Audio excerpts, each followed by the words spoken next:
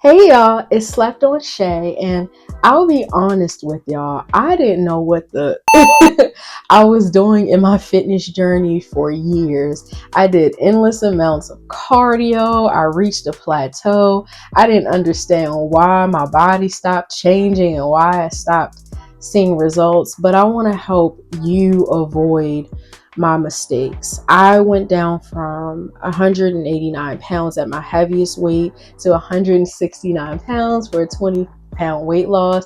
At some point in time, I even got down to 167 pounds, which, water retention, hormones, and things made that teeter totter. However, I didn't starve myself. I was able to gain muscle, and I wanted to share my 7 realistic tips with you.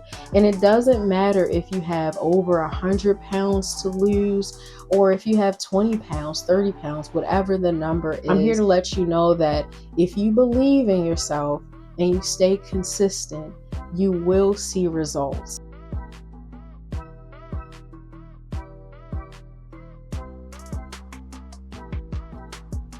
All right, so on to the tips. Tip number 1, I changed my relationship with food. I tracked my calories. I literally went old school and wrote things down in a journal for a couple of months.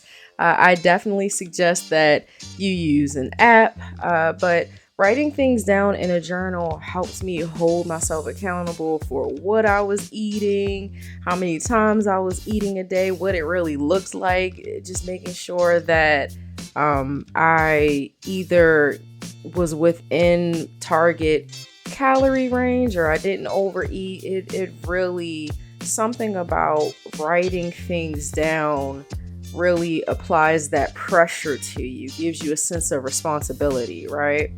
And then I also prioritize protein. So I try to get in 30 grams of protein per meal and then have like a 30-gram or 25-gram protein snack, whether that's protein shake or protein chips or something protein. So I definitely prioritize a lot of protein because it satiates me and protein helps to build muscle, right? Also, I cooked more and not just boring meals. I had a lot of, or started learning how to make a lot of diverse meals full of flavor, and I didn't just eat salads, although like salads are a regular part of my, I don't want to call it a diet, I just want to call it a regular part of my meal selection, right? And I don't always get it right. Sometimes I try to make things on that I see on Facebook and it doesn't always turn out right, but I try because food should never be boring, you know. Challenge yourself to cook amazing healthy things. And finally, as I kind of mentioned, I focused on healthy snack alternatives. So I'm not perfect all the time. Chips are still my weakness, but I try to replace things with protein chips, protein shakes, protein ice cream, something that even if I am going to overeat it, at least it will help with my protein goals and it'll have way less calories than regular ice cream, regular chips, a regular milkshake, if that makes sense. Oh, and speaking of healthy snack alternatives, please tap into the zero sugar market right now. They have zero sugar coffee creamer. They have zero sugar Oreos. They are only 90 calories for 2 cookies. So if you have 4 cookies, that's only 180 calories. Now you want to be careful. Once again, you don't want to overeat the healthy stuff, okay? But you can still enjoy some goodies without feeling guilty. And also, speaking of not feeling guilty, I stopped beating myself up when I overate. You have to eat 3,500 additional calories to gain 1 pound. I remember one night I felt so guilty because at a restaurant, this pasta dish was 1,000 calories, which is crazy for one meal. And then the next day I found out I had lost a pound. Why? Because I have been consistent most of the time. If you're consistent 80% of the time and you go to restaurants 20% of the time, or overeat or snack a little bit on the unhealthy snacks, you will be fine. You are human, so stop feeling guilty. It's a lifestyle thing, okay? It's not a trend. And secondly, I wanted to shift my focus from traditional weight loss to body recomposition. So, body recomposition is when you lose fat and you gain muscle at the same time. Now, I also wanted to lose a few pounds, which I was able to successfully do. However, body recomposition is generally better than traditional weight loss because I find that it's more sustainable. You get to eat more calories, you get to have a higher metabolism if you do things right, which is what I'm really focusing on right now. And then you have an overall more toned physique. You'll love your body shape way more. When you think about weight loss, usually it's like a lot of crash diets that just aren't realistic. So I think, people really have the goal of getting stronger, looking snatched, and that's just easier to do with body recomposition. Now, it is a slower process, but I think it's more realistic, like I said, more sustainable. Now, if your goal is just to be skinny, I am not judging you, but I think most people want to look as if they work out, and really the only way to do that is to have some definition, is to have some muscle mass. My third tip is that I bought a smart scale so I could see the full picture of what was happening with my body instead of just obsessing over my weight. And it helped me process by looking at this smart scale that I could eat more food and calories than I thought I could. It let me know that I can eat 2,187 calories a day. Once again, my goal is to always retain muscle but gain muscle, so I'm just going to have like a slight a kind of larger calorie range, just because I prioritize lifting 3 to 4 times a week, and you need a lot of food to fuel your body when your goal is to gain muscle, to look toner, if that makes any sense. And I'll go ahead and, of course, show you the smart scale on the screen, but I'll also link it in the description below. And this is not a sponsorship or anything. It's just something that I decided to do. The channel is not big enough yet for all of that, for sponsorships. But just having a smart scale and then an app attached to it, just like, being able to have an app to track your calories, will hold you responsible. It'll give you a clear picture of what's going on week by week, and people need to track their progress and their results. It helps you champion yourself, but it also may help you understand what might be going wrong, or what decision or choice led to maybe you not having the results that you want. So it's really nice to visually be able to understand what's happening with your body. And tip number 4, ladies, this goes out to you. I stopped weighing myself during that time of the month, or what I call my lady time, because during this time the scale adds 2 to 5 pounds to you during this month. Like, don't do it. Don't get frustrated.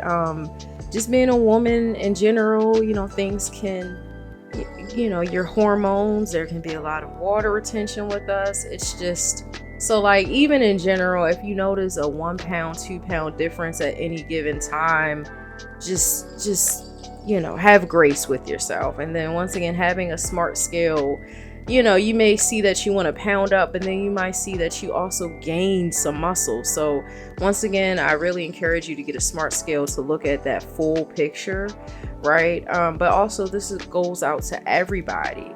When you weigh yourself, you have to weigh yourself around the same time every time you do. You can't eat or drink anything when you weigh yourself. Make sure you use the bathrooms, get rid of that, water retention and all of that, You get the point. It's just make sure that you're weighing yourself properly so that you're not skewing your results overall. And tip number 5, if you couldn't tell already, I prioritize strength training. I prioritized strength training over cardio. So I try on my best days to get in 4 days of strength training. Sometimes I can get in only 3. It just depends on what's going on. And I still do cardio. Do not get me wrong. I usually do like an hour long session of cardio and make sure I get maybe 6,000, 7,000 steps in that session, sometimes 8. I'll share some of those results on the screen. But there's definitely a lot of days, especially during my what I call cardio day, where I can get in 10,000 steps. So, but cardio is still important. But when you overdo the cardio, you lose a lot of your muscle mass and a lot of your definition. So cardio is still important to get the heart going, and you will burn extra calories, doing cardio. But instead of just trying to do a million hours of cardio, I'm like, all right, I'm gonna have my one designated cardio day where I'm doing a long video, and then throughout the week I'm just moving way more. It's like, all right, sometimes I'm like, all right, it's time to walk the dog today, or I'll get in like little just dance sessions, or it'll be a weekend where I'm walking around with my friends or at the mall, or I'm doing chores. So it's like movement matters, cardio matters, but it's never going to matter more than strength training. Which leads me to my 6th point that I want to get into. So as I just alluded to for my point number 6, I became more active outside of my workouts alone. So like I said, walking the dog. There was one week where me and my boyfriend went on a walk for a while.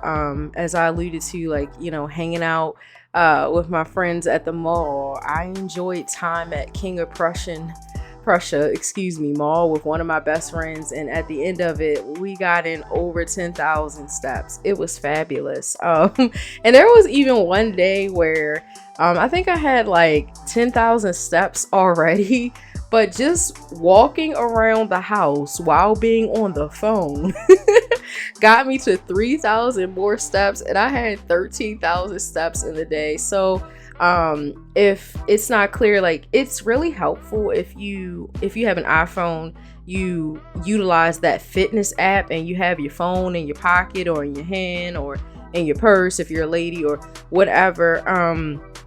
But also having a smartwatch is really important so you can understand the amount of steps you're getting in a day. I need to upgrade my iPhone, y'all. It's atrocious because my iPhone is not compatible with the latest Apple Watch. But once I upgrade my phone, then I'll be able to enjoy really seeing a holistic picture of how many steps I'm getting in for the day. But yes, like, really look at how many steps you're getting in. You'd be surprised if you're a person who's doing the chores, you're walking your dog, you're going to the grocery store, you're doing all of these things, but you have to be more active than just your workouts, because that'll be the icing on the cake and that'll make the big difference.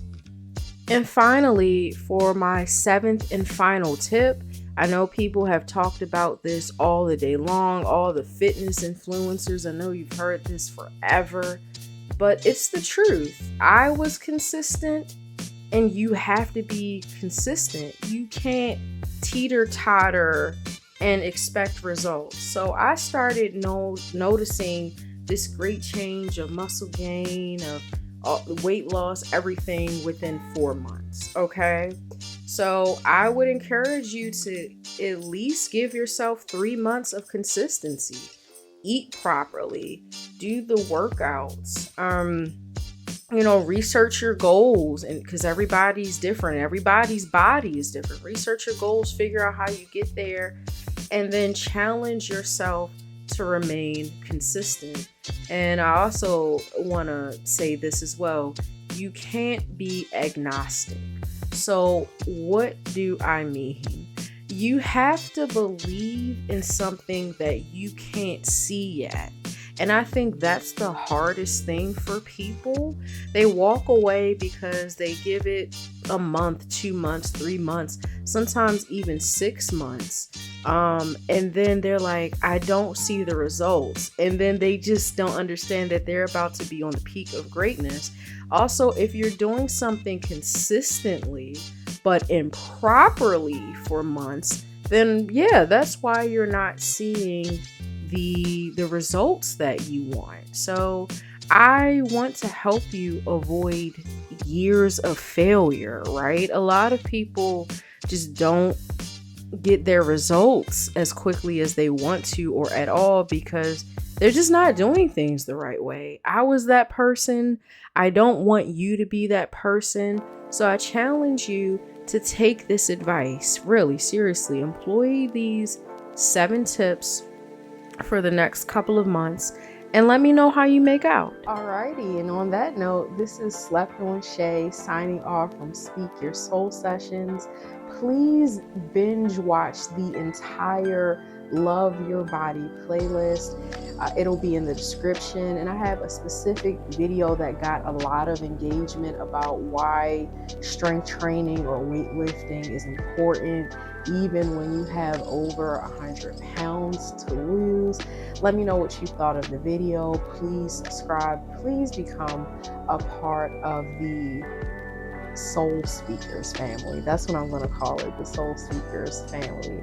And I hope that you have a wonderful day, afternoon, evening, or night, wherever you may be in the world. And now I'm going to go do dreaded leg day and do a Sydney Cummings workout. By the way, keep checking out the channel because in the next 2 weeks, maybe it'll be a month tops, I'm going to talk about my favorite 11 home workouts that got me my results. That's right, you can lose weight, gain muscle, all of that good stuff from home. You don't have to step inside of the gym. The gym is great, but the gym is just not for everybody. You should work out any way that you can, but if home workouts are of particular interest to you, I'll be talking about that on the channel.